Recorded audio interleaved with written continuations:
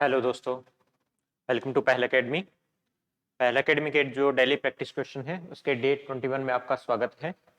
आज जो हम राजस्थान इकोनॉमी में जो डिस्कशन करने वाले हैं वो डिस्कशन है फॉरेस्ट्री इरिगेशन के रिलेटेड जितने भी है और एग्रीकल्चर डिपार्टमेंट की जो पिछली हमने किया था उसके अलावा जो भी एग्रीकल्चर डिपार्टमेंट से रिलेटेड स्कीम्स हैं जो बेसिकली रहेगी वो फॉरेस्ट्री और इरिगेशन के कुछ डेटा है जो हमें देखने हैं। ठीक है, तो उसी से रिलेटेड हम आज ये पूरी सारी स्कीम्स जो करेंगे वो सारी बहुत इंपॉर्टेंट है, अच्छे से इनको देख लीजिएगा। इससे रिलेटेड अगर आपको याद नहीं आए इन क्वेश्चन को करते टाइम तो जो भी डेटा इससे रिलेटेड है वो रिवीजन कर लीजिएगा, बिकॉज ये सारी जो स्कीम आपके आरएस प्रीलिम्स के अंदर में आएगी तो इकोनॉमी के बेसिक यही क्वेश्चन आते हैं। इंडियन इकोनॉमी में बेसिक डेटा के कंसेप्ट के कुछ 3-4 क्वेश्चन आएंगे, उसके बाद में आपके डेटा के बेसिस पे तो 4-5 क्वेश्चन ही आते हैं राजस्थान इकोनॉमी के जो हम कर चुके हैं पहली क्लास के अंदर में। उसके बाद में जो आता है वो सारा स्कीम बेस आता है। आपको 5 या 6 ऐसी स्कीम मिलेगी जो राजस्थान इकोनॉमिक सर्विसेज डायरेक्ट उठाई जाती है।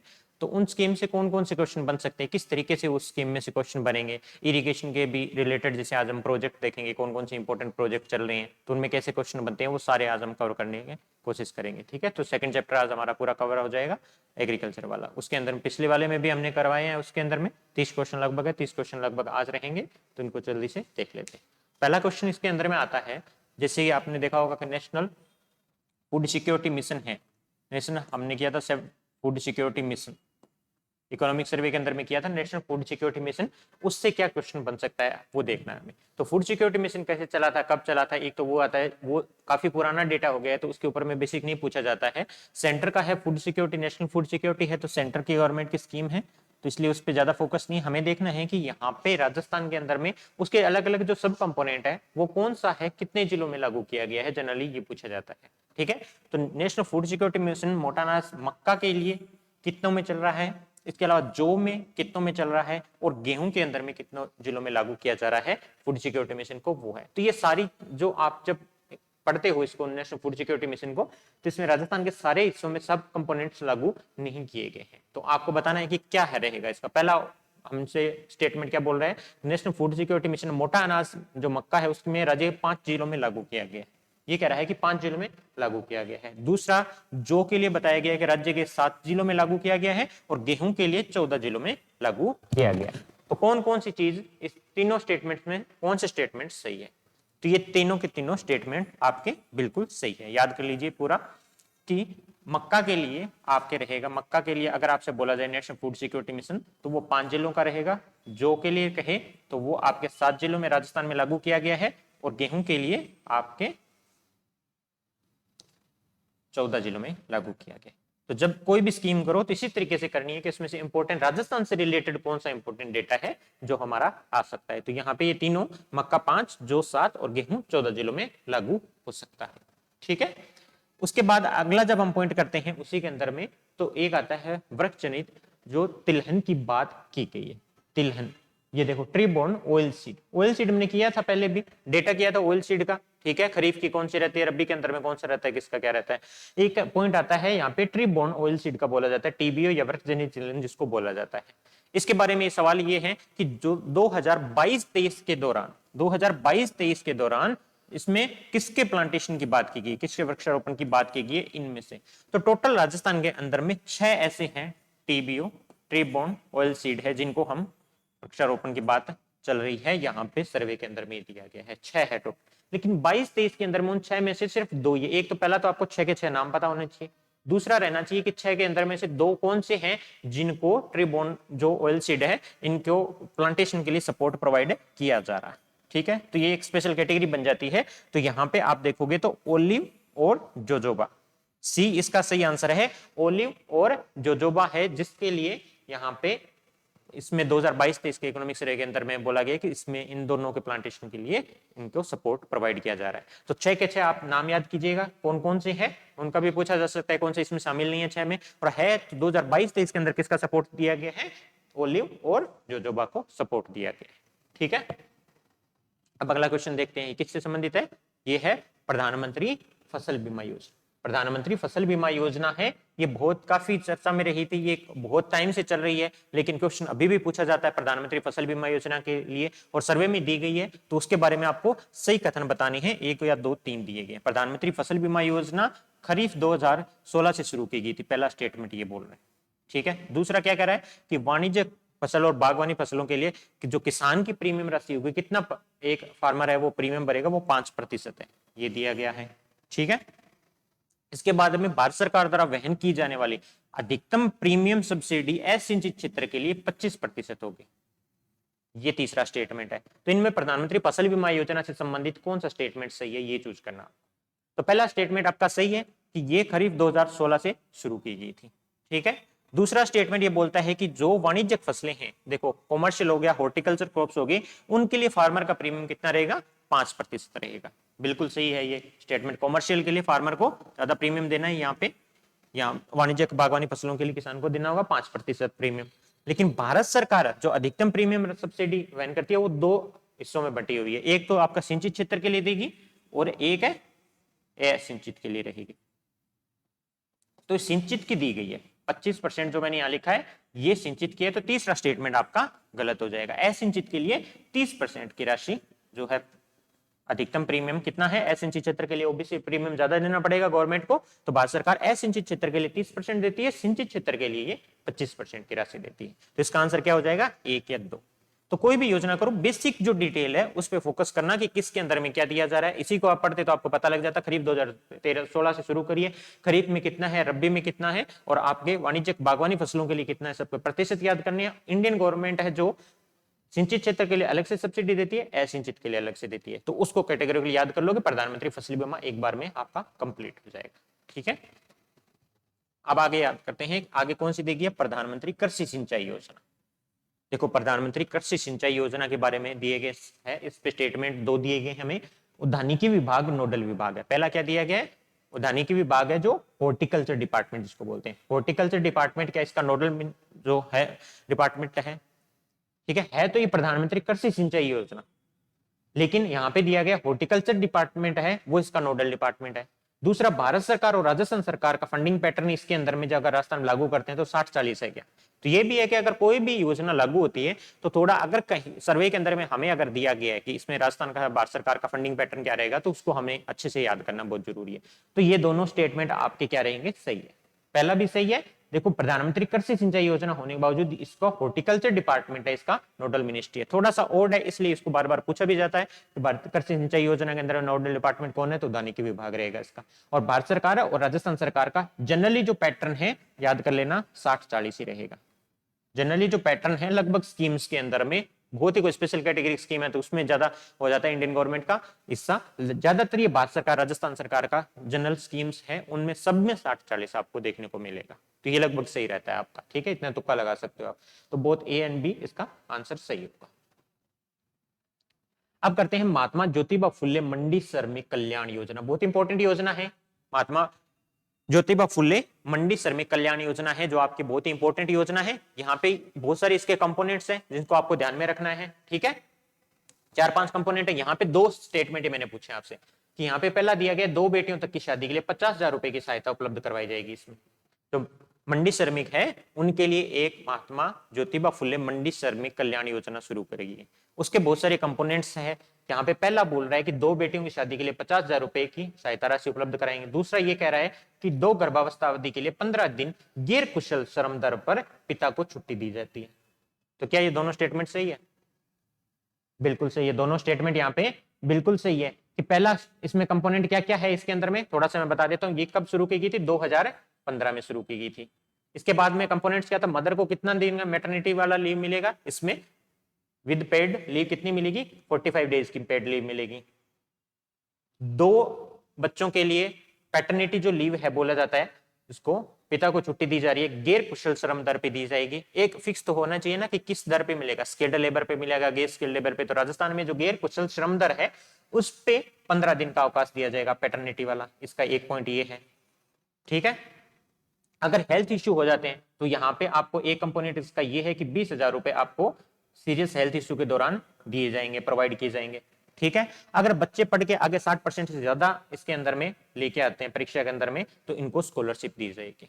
तो जब कोई भी अगर राजस्थान सरकार की कोई फ्लेक्सिबल ऐसी योजना है तो उसके सारे कंपोनेंट्स आपको ध्यान में रहना चाहिए, तो क्वेश्चन करने में बिल्कुल आसानी रहेगी। एक पॉइंट ये भी है यहाँ पे 2 बेटियों की शादी के लिए 50,000 रुपए की सहायता राशि भी उपलब्ध करवाई जाएगी। तो लगभग 5 कंपोनेंट है, 2015 में शुरू की गई थी। ये है महात्मा ज्योतिबा फुले मंडी श्रमिक कल्याण योजना। ठीक है, अब अगला कर लेते हैं कृषक उपहार योजना। नई योजना है, पिछले एग्जाम के लगभग बाद में आई हुई है। कृषक उपहार योजना, इसके बारे में क्या है कि योजना 1 जनवरी 2023 से शुरू की गई है। बताओ, 1 जनवरी 2023 से है शुरू। ई नाम पोर्टल पर उन सभी व्यक्तियों को कवर करने के लिए शुरू की गई है जो ई नाम के माध्यम से अपनी उपज बेचते हैं। क्या ई नाम पर बेचने वाले व्यक्ति जो किसान हैं उनके लिए शुरू की गई है योजना। तो जो कृषक उपहार योजना है ये 2022 में शुरू की गई थी, 1 जनवरी 2022 में शुरू की गई है। हल्का सा ये भी डेटा ऐसे कई बार गलत देते हैं, 1 जनवरी 2022 में शुरू की गई है, तो पहला गलत हो जाएगा।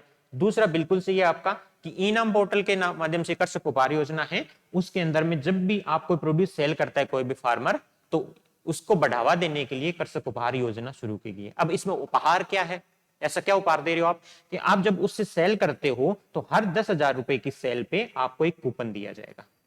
इनाम पोर्टल पे आप अपनी उपज बेच रहे हो तो कूपन दिया जाएगा, हर 10,000 रुपए की सेल पे एक कूपन इशू किया जाएगा। जैसे 1 लाख रुपए की अगर आपने वहां पे प्रोड्यूस बेच दी है इनाम पोर्टल के माध्यम से, तो उसको ई नेम को प्रमोट करने के लिए दिया गया है इसको, तो आपको 10 कूपन मिल जाएंगे। कुछ भी तरीके के कूपन हो सकते हैं, आपको सस्ता बाजार से सामान खरीदने के लिए या कहीं पे डिस्काउंट के लिए कूपन दे सकते हैं। तो ये कृषक उपहार योजना है, 1 जनवरी 2022 को शुरू की गई है। ठीक है। दूसरा आता है कृषक कल्याण कोष। मैं बताया था बहुत इंपॉर्टेंट योजनाएं हैं सारी की सारी, और सारी को रिवीजन कर लेना, कहीं कोई याद ना आए तो। अगर सही हो रहे हैं क्वेश्चन तो बहुत अच्छी बात है। कृषक कल्याण कोष के बारे में सही कथन बताने हैं, सिंपल सा पूछा जाएगा। जो बिल्कुल फंडामेंटली जो डेटा दिया जाता है, सबसे इंपॉर्टेंट डेटा है, वही एग्जाम के अंदर में आता है। तो यहाँ पे पहला डेटा क्या है, 2000 करोड़ के कोष के साथ 16 दिसंबर 2019 को गठित किया गया है।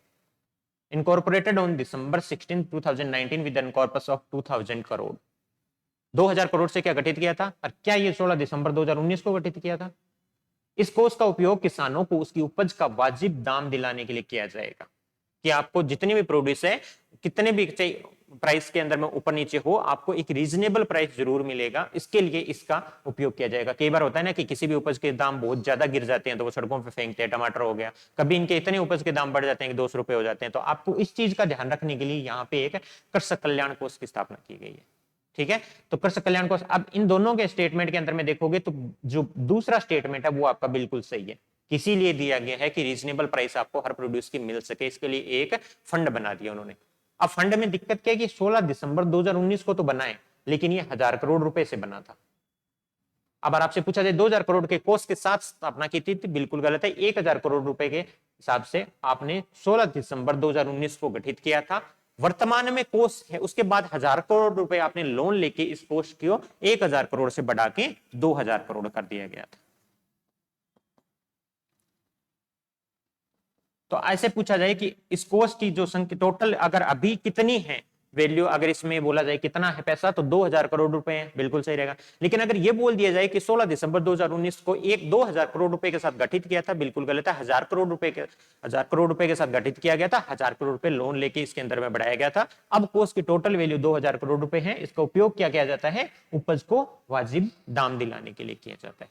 तो बेसिक पढ़िए और आराम से इस क्वेश्चन को पढ़ के हल करने की कोशिश करें। अब आता है प्रधानमंत्री सूक्ष्म खाद्य प्रसंस्करण उद्योग उन्नयन योजना। ठीक है। प्रधानमंत्री माइक्रो फूड प्रोसेसिंग इंडस्ट्री से संबंधित है। सूक्ष्म खाद्य प्रसंस्करण उद्योग है, माइक्रो फूड जो इंडस्ट्री है उसको बढ़ावा देने के लिए ये सरकार की योजना है कि माइक्रो फूड सेक्टर है उसको बढ़ावा दिया जाए। इसके लिए क्या किया गया है कि जितने भी जो माइक्रो फूड इंडस्ट्री है उनको अपग्रेड करना है हमें। ठीक है, नई नई टेक्नोलॉजी के हिसाब से, ताकि वो आज के टाइम पे सर्वाइवल कर सके। तो माइक्रो फूड प्रोसेसिंग इंडस्ट्री है, उनके अपग्रेड के लिए क्या योजना में पहला पॉइंट क्या है कि देश में असंगठित खाद्य प्रसंस्करण क्षेत्र को उन्नत करने के लिए भारत सरकार ने खाद्य प्रसंस्करण उद्योग मंत्रालय द्वारा शुरू किया गया। तो पहला वही सेम चीज किसने शुरू किया है।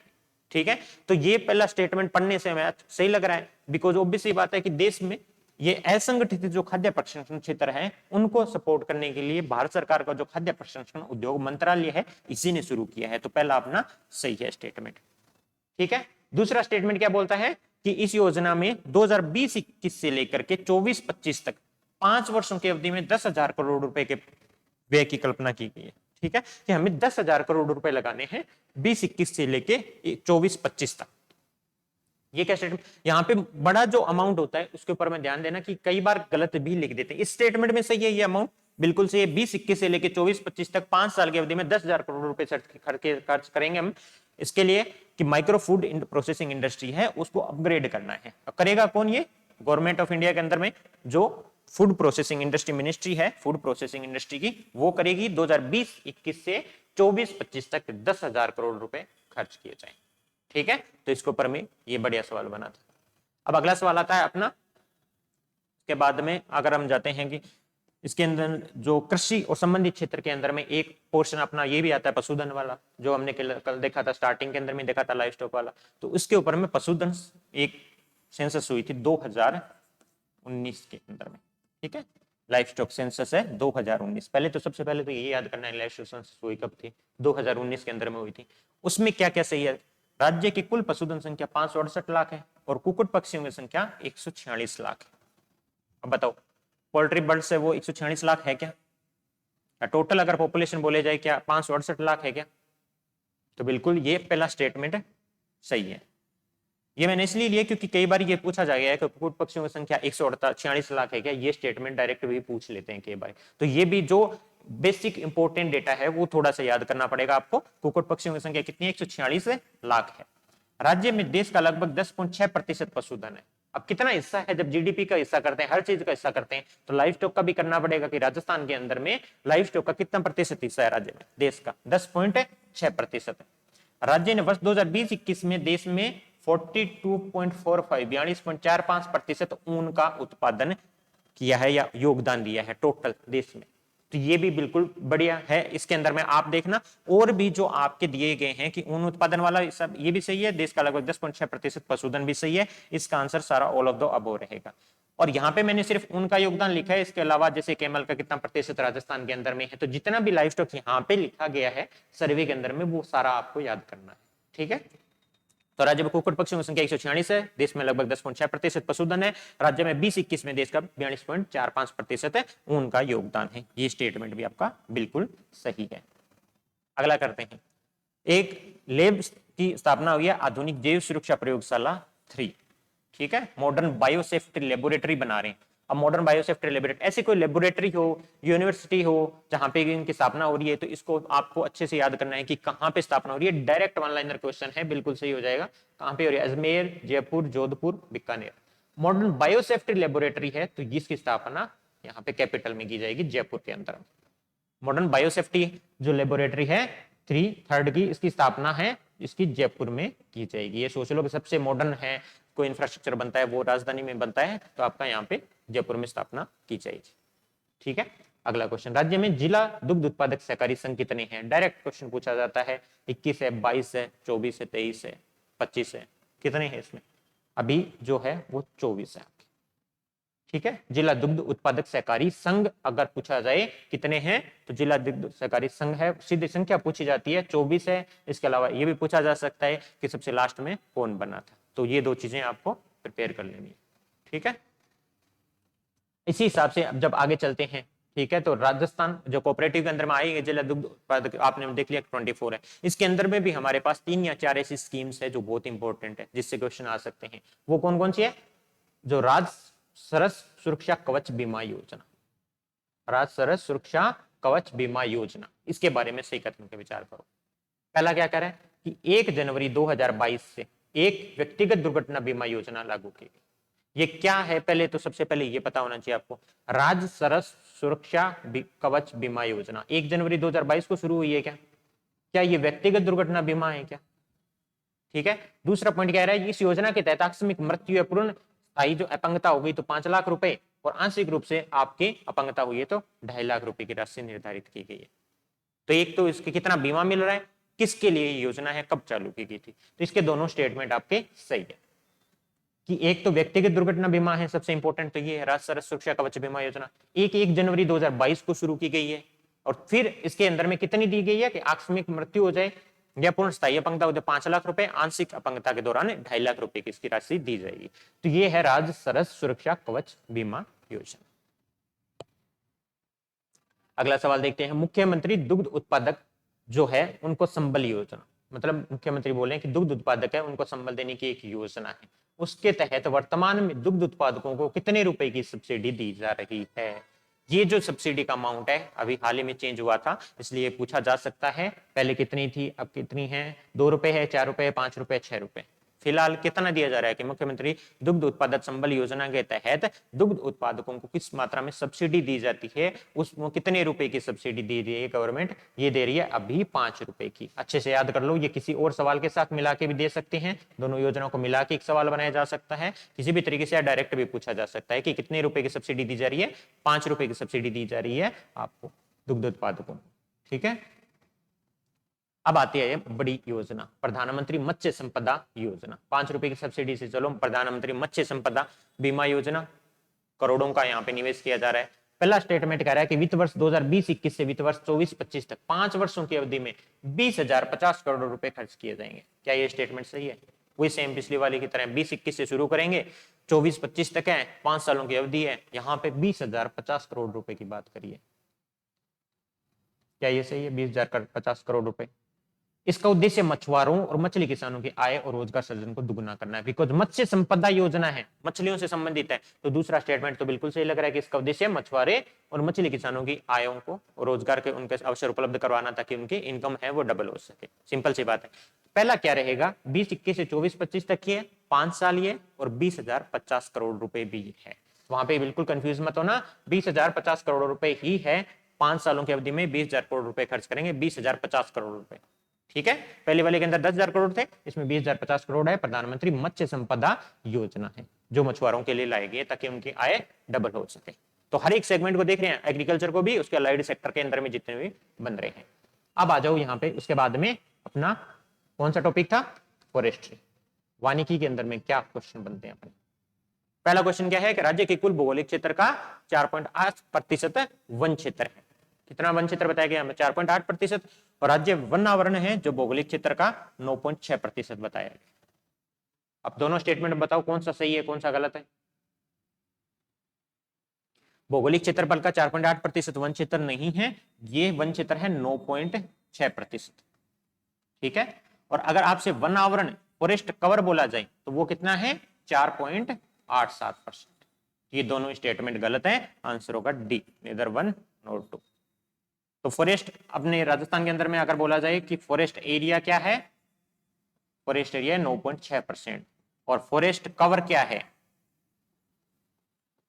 वनावरण जिसको बोलते हो आप, 4.87%। फॉरेस्ट एरिया फॉरेस्ट कवर में अंतर क्या है?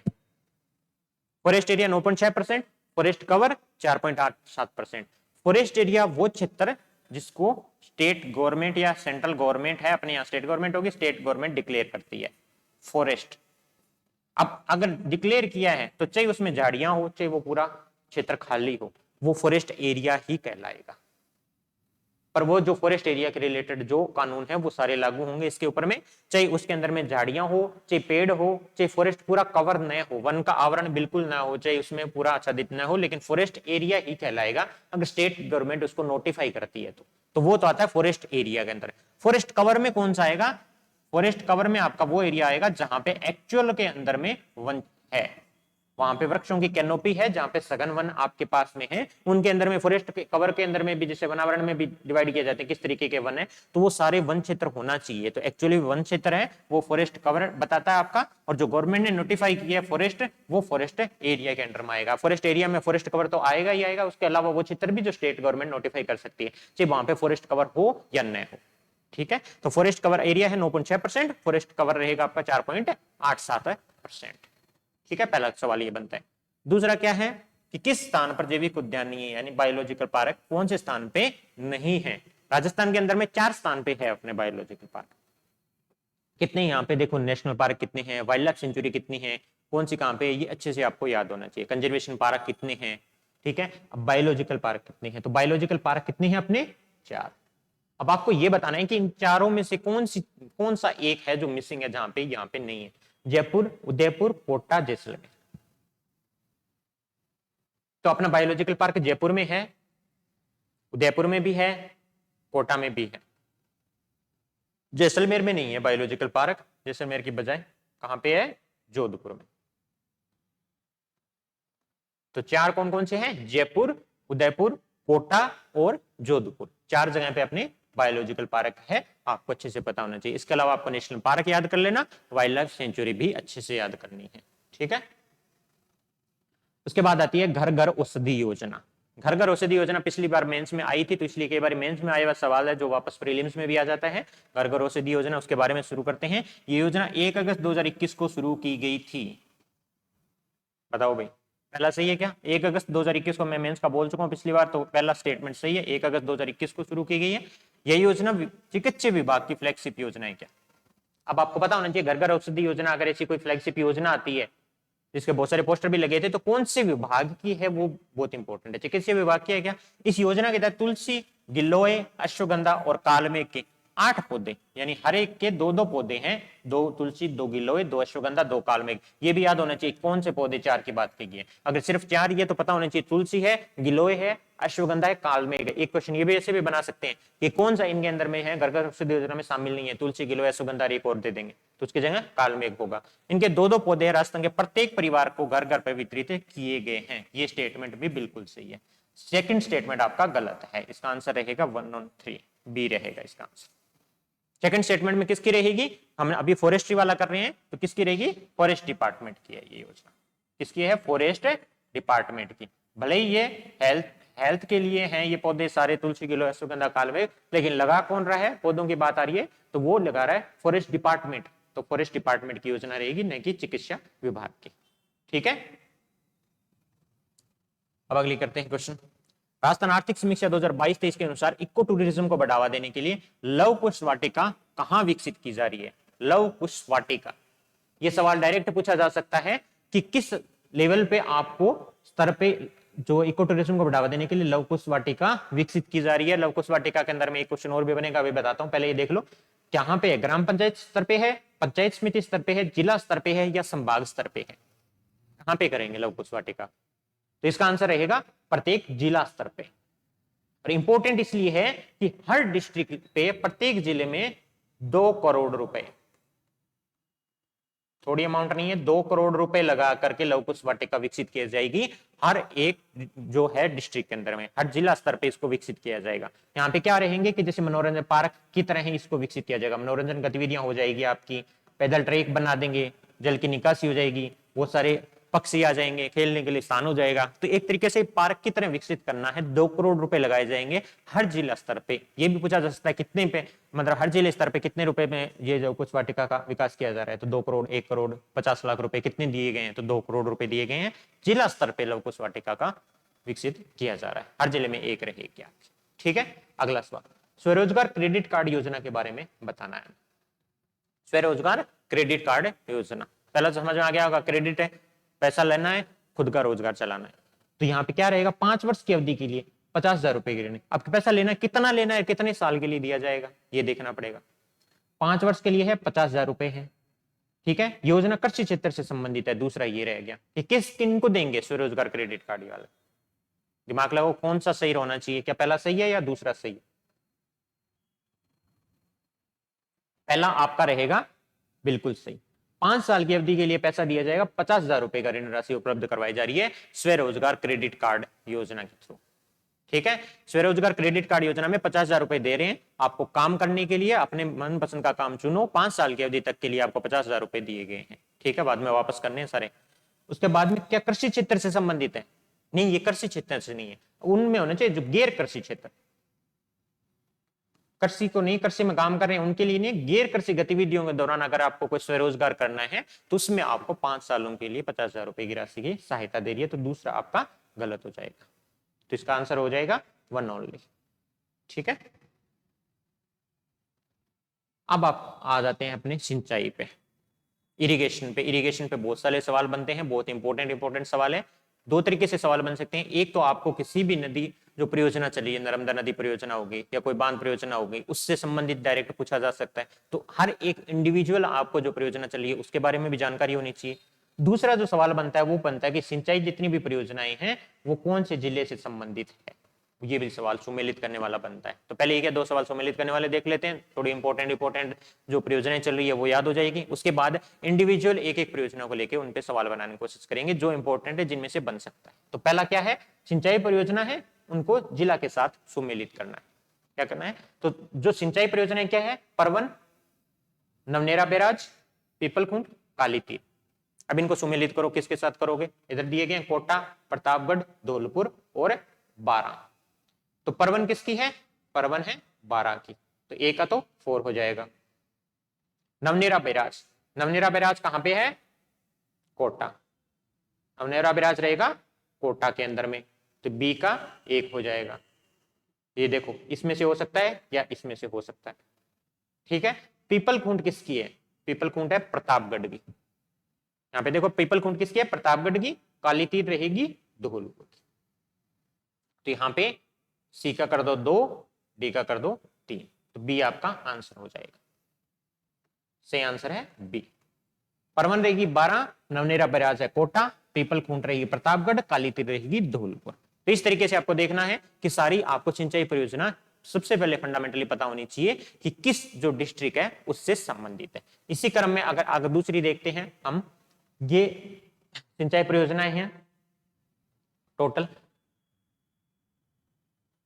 गरडदा दी गई है, तकली दी गई है, गागरन दी गई है, लाहसी दी गई है। इनको भी सेम हुई जिला के साथ आपको करना है, ठीक है। मध्यम सिंचाई परियोजनाएं हैं टोटल 5, 4 यहाँ पे लिखी हुई है, एक और है जो इसमें संबंधित है, जिसको क्या है? कौन सी है? हथियादे है।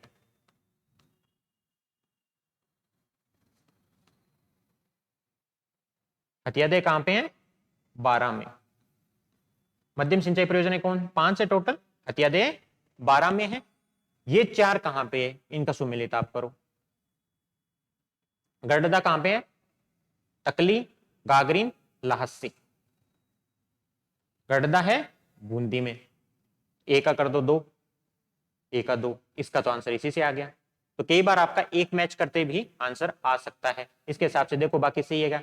टकली, कोटा सही है, गागरीन आपका झालावाड़ में बिल्कुल सही है, लाहसी आपका 12 के अंदर में बिल्कुल सही है। तो ये पता होना चाहिए कौन से जिले से संबंधित है। एक बची है मध्यम सिंचाई योजना 5 है, ये रही है हथियादे, ये कहां पे है? 12 में। तो याद कर लो, गढ़दा किस में है? बूंदी में, तकली है कोटा में, गागरीन है झालावाड़ में, लाहसी है 12 में, हथियादे हैं 12। तो अगर छोड़ेंगे तो हथियादे या लाहसी में से एक में छोड़ेंगे, क्योंकि दोनों को 12 दे नहीं सकते। मैच करने के लिए मध्यम सिंचाई परियोजनाओं में से इनमें से एक छूटेगी अगर आपके मैच वाला क्वेश्चन आता है तो। अब देखना है एक इंडिविजुअल परियोजना लेके देखते हैं उसमें से कैसे क्वेश्चन बनते हैं। परवन सिंचाई परियोजना, ठीक है। परवन वाले के अंदर में क्या है? परवन सिंचाई परियोजना में कौन सा कथन सत्य बोला गया? ये परवन नदी पर जिला झालावाड़ से क्रियान्वित एक बहुउद्देशीय सिंचाई परियोजना है। तो आपको पता होना चाहिए कि कौन सा सही है कौन सा नहीं है। अभी देखा था, सही है पहला वाला, तो झालावाड़ से क्रियान्वित सिंचाई बहुउद्देशीय सिंचाई परियोजना। दूसरा क्या? झालावाड़ 12 कोटा जिले के 637 गांव में पेयजल और सिंचाई सुविधा प्रदान करती है, बिल्कुल सही है। तो इसके दोनों आंसर सही होंगे, पहला और दूसरा। अगर इंडिविजुअल आता है तो इसी तरीके से आएगा। कौन से संबंधित है? झालावाड़ के अंदर में बहुउद्देशीय सिंचाई परियोजना कहां कहां है ये? तो सिंचाई परियोजना एक जिले में नहीं होती, कई बार कईयों को कंट्रोल करती है। तो ये झालावाड़ है, 12 है और कोटा है। या ये भी करना के कितने गांवों को करती है? 637 गांव है, उनको ये पेयजल और सिंचाई दोनों की सुविधा उपलब्ध करवाती है। कई जगह पे सिर्फ पेयजल के लिए दिया जाता है, तो वो भी आपको याद करना पड़ेगा। तो ये परवन के बारे में झालावाड़ 12 कोटा के 637 गांव हैं जहां पे ये सिंचाई और पेयजल दोनों की सुविधा उपलब्ध करवाती है। इसी हिसाब से दूसरी अपनी कौन सी है? धौलपुर लिफ्ट परियोजना। एक तरीके से रिवीजन हो जाएगा आपका, जल्दी कर लीजिए। धौलपुर लिफ्ट परियोजना किससे संबंधित है? इसमें क्या है इंपॉर्टेंट? इसमें कि संपूर्ण कमांड क्षेत्र में अनिवार्य सूक्ष्म सिंचाई। पहला पॉइंट ये कहता है कि इसमें सत्य कथन बताना है कि सत्य है कि धौलपुर लिफ्ट परियोजना में जितना भी कमांड एरिया उसके अंदर में आता है उसमें मैंडेटरी है कि आपको सूक्ष्म सिंचाई ही करनी पड़ेगी। पानी तो मिल जाएगा लेकिन सूक्ष्म सिंचाई ही करनी है। दूसरा रहता है कि वार्षिक बिजली अपनी आवश्यकताओं को पूरा करने के लिए इस पे खुद पे 30 मेगावाट का सौर ऊर्जा उत्पादन संयंत्र की स्थापना की गई है, ताकि जितना भी अगर लिफ्ट परियोजना में लिफ्ट पानी वो जो बिजली तो यूज होगी आपकी धौलपुर लिफ्ट परियोजना है तो लिफ्ट में बिजली यूज होती है, उसके लिए 30 मेगावाट का क्या ये सौर ऊर्जा संयंत्र की स्थापना इसी में की गई है, किसी और परियोजना में की गई? इसी के अंदर में की गई है। तो दोनों इसके कमांड क्षेत्र में अनिवार्य सूक्ष्म सिंचाई भी सही है और वार्षिक बिजली आवश्यकताओं को पूरा करने के लिए 30 मेगावाट के सौर ऊर्जा संयंत्र की स्थापना भी बिल्कुल सही है। तो इसका ए और जो बी दोनों सही है, तो 1 और 2 दोनों सी आंसर हो जाएगा। तो इस हिसाब से जो हर एक परियोजना की जो इंपॉर्टेंट बात है उसी पे क्वेश्चन बनते हैं आपके। इसी हिसाब से नर्मदा सिंचाई परियोजना देख लेते हैं। नर्मदा सिंचाई परियोजना में क्या है कि संपूर्ण कमांड क्षेत्र में स्प्रिंकल सिंचाई प्रणाली अनिवार्य की गई है। उसमें सूक्ष्म की गई थी, इसमें फव्वारा पद्धति लागू कर दी है। इस फव्वारों से आपको हम पर इसमें पानी तो दे रहे हैं नर्मदा सिंचाई परियोजना में, लेकिन आपको फव्वारा से ही सिंचाई करनी है, फ्लड इरिगेशन आप नहीं कर सकते हो। तो पहला वाला ये टॉपिक है, तो ये मैं बता देता हूं कि बिल्कुल आपका सही है। दूसरा क्या कह रहा है, जालोर और सिरोही जिलों का 2.4 लाख हेक्टेयर है, 2.46 लाख हेक्टेयर कमांड क्षेत्र शामिल है क्या? तो इसमें एक गलती है, देखो 2.46 लाख हेक्टेयर तो बिल्कुल आपका सही है, लेकिन ये जालोर और सिरोही नहीं है, जालोर और बाड़मेर है।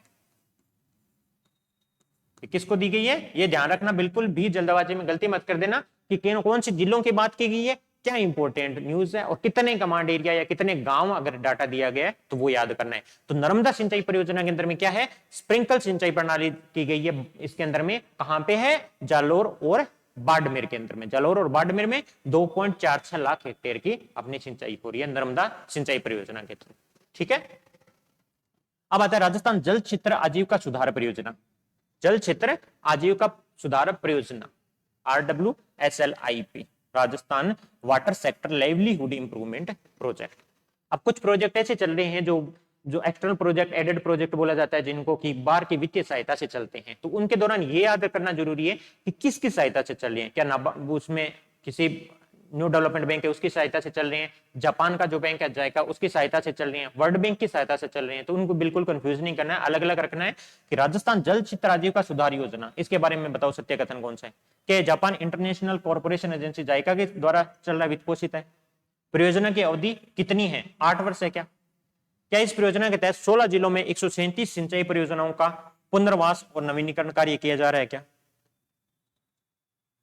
तो इस परियोजना में ये बहुत इंपॉर्टेंट है, याद कर लेना इसको कि राजस्थान जल क्षेत्र आजीविका सुधार, जल क्षेत्र जितना भी है उसके अंदर में सुधार लाना है, तो उसके लिए ज्यादा पैसा लगेगा। तो पहला वाला पॉइंट आपका बिल्कुल सही है कि यहाँ पे जापान इंटरनेशनल कॉर्पोरेशन एजेंसी है वो इसको वित्त पोषित कर रही है। पैसा कहां से आ रहा है, जायका से आ रहा है, याद कर लो। इसके बाद में परियोजना की अवधि 8 साल है, बिल्कुल सही है, 8 साल में पूरा करना है। तीसरे स्टेटमेंट में एक गड़बड़ है, यहाँ पे पहले तो 16 जिलों के लिए नहीं है, प्रस्तावित है 27 जिलों के लिए। किसके लिए, 27 जिलों के लिए प्रस्तावित है। इसके अंदर में 27 जिलों में प्रस्तावित जितनी भी 137 सिंचाई परियोजनाएं हैं उसमें आपको दूसरी चीज ये याद करनी है कि यहाँ पे पहले स्टेज के अंदर में इसमें से 21 जो है जिलों की कुल 65 परियोजनाएं हैं वो ली गई है। पहले स्टेज में क्या किया गया, 21 जिलों की 65 परियोजनाएं ली गई है, और उन 65 के अंदर में से अब तक अगर आप बोल दिया जाए 22-23 सर्वे के दौरान ये भी सवाल पूछा जा सकता है कि कितनी पूरी हो गई, कंप्लीट हो गई है, तो वो भी आपको याद करनी पड़ेगी, 36 हो गई है। तो 36 पूरी हो गई है पहले स्टेज के 65 में से, और उसके बाद में टोटल 27 जिलों में होगा। पहले चरण में बोल दिया जाए कितने जिले हैं, यहाँ पे अगर लिखा होता पहले चरण में कितने हैं, तो यहाँ पे 21 जिलों की 65 परियोजनाएं ली गई है, जिसमें से 36 आपकी कंप्लीट हो चुकी है। टोटल कितने हैं, 27 जिले, टोटल 27 जिले, 137 सिंचाई परियोजनाएं हैं जिनके पुनर्वास और नवीनीकरण का कार्य किया जाएगा, 8 साल के दौरान किया जाएगा, जायका के द्वारा वित्त पोषित है, ये याद करना है। ठीक है, इसी हिसाब से दूसरी देखते हैं कि रेगिस्तानी क्षेत्र में राजस्थान जल क्षेत्र पुनर्गठन योजना कौन सी है। याद रखा करो, अलग अलग है सारा, Rajasthan water sector restructuring project in desert area, रेगिस्तानी क्षेत्र, याद कर लो कि इसको और उसको डिफरेंस करना है, तो उसमें डेजर्ट एरिया नहीं था, इसमें डेजर्ट एरिया दिया गया आपका, डेजर्ट एरिया। अब इसको कौन वित्त पोषित कर रहा है, ये बोल रहा है स्टेटमेंट की न्यू डेवलपमेंट बैंक ही कर रहा है। क्या इसको न्यू डेवलपमेंट बैंक ही करता है कि जायका करता है, ये समझो आप। कुल परियोजना अवधि 7 साल बताइए, उसमें 8 थी, इसमें 7 साल बताइए, तो ये दोनों स्टेटमेंट बिल्कुल सही है। इसको करता है एनडीबी, न्यू डेवलपमेंट बैंक, और दूसरी वाली को इसको कितने साल चलेगा, ये 7 साल चलेगा।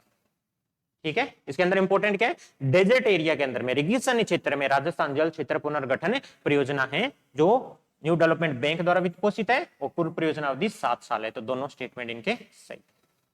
ठीक है, इसी तरीके से इसको याद करना है।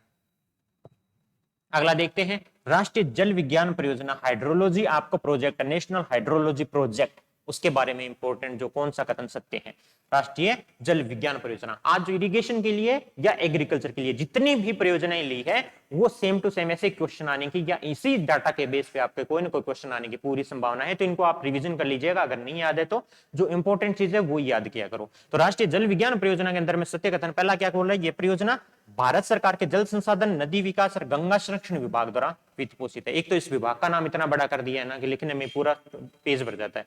तो भारत सरकार ने जल संसाधन, नदी विकास है, गंगा संरक्षण विभाग के द्वारा वित्त पोषित है। बिल्कुल सही है ये, ठीक है। इसे भारत सरकार से 100% अनुदान प्राप्त होता है। कितना होगा? 100% अनुदान कौन देगा? भारत सरकार। और भारत सरकार किससे पैसा लेगी? वर्ल्ड बैंक से। यहां पे लिखा नहीं है, लेकिन भारत सरकार किससे पैसा लेगी? इसके लिए लोन कौन दे रहा है? भारत सरकार को। सपोर्ट कौन दे रहा है? वर्ल्ड बैंक दे रहा है। तो राष्ट्रीय जल विज्ञान परियोजनाएं हैं, अगर लागू हो रही है कहीं भी किसी भी स्टेट के थ्रू गुजर रही है, तो पूरा पूरा अनुदान कौन दे रहा है? भारत सरकार दे रही है 100% अनुदान पे। और इसलिए दे रही है क्योंकि वर्ल्ड बैंक इसमें सपोर्ट कर रहा है। तो यहाँ पे अगर सीधा भी पूछा जाए वर्ल्ड बैंक के सपोर्ट से चलिएगा, बिल्कुल सही है राष्ट्रीय जल विज्ञान परियोजना। इसी के तहत स्काडा सिस्टम लगाया जा रहा है, इसलिए वित्त पोषित। अब भारत सरकार बोलोगे भारत सरकार की है तो भारत सरकार वित्त पोषित नहीं, स्काडा सिस्टम लगाया जा रहा है। स्काडा सिस्टम के अंदर में सारे जितने भी राजस्थान है और भी जितने भी स्टेट है, सब जगह पे ये लाइक की वाटर का कितना अभी लेवल हो गया है, कहाँ पे कितना बहाव क्षेत्र कितना है, कहीं कोई अलर्ट तो नहीं है, ज्यादा तो पानी नहीं आ गया, उस पूरे डाटा को ऑनलाइन करने के लिए सब डैम के ऊपर में पूरे ओवरऑल इंडिया लागू करना है। तो उसके लिए राष्ट्रीय जल विज्ञान परियोजना है, इसमें पूरा का पूरा पैसा वर्ल्ड बैंक दे रहा है। और भारत सरकार अगर ऐसे पूछो तो भारत सरकार से 100% अनुदान में चल रही है।